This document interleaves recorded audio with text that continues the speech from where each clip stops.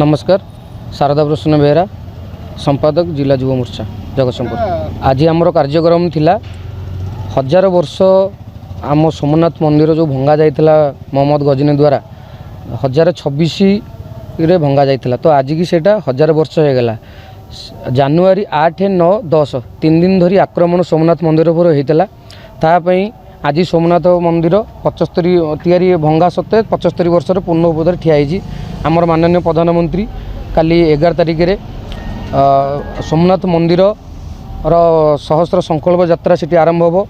आमे मैंने सबू ओडिशार प्रत्येक शिव मंदिर रे ओमकार जप कलु। आमर पारादीप मधुबन शिव मंदिर भी आम समस्ते एकाठी हो ओमकार जप कलु।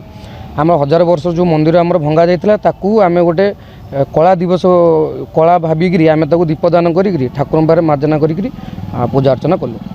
निश्चिंत 1000 वर्ष पूर्व जब मोहम्मद गजनी आसी भांगी मंदिर थरे तुरंत बहुत थर भंगा जाइए। किंतु देखो आज परिस्थिति आज सोमनाथ मंदिर सोनार मंदिर है ठिया कि मोहम्मद गजनी कौटी आ ना निशान ना से भाया भगवान अच्छा। आम समस्ते सनातनी आमर सनातन को निश्चिंत आम टेक रखा जहाँ करें निश्चिंत सब करूँ।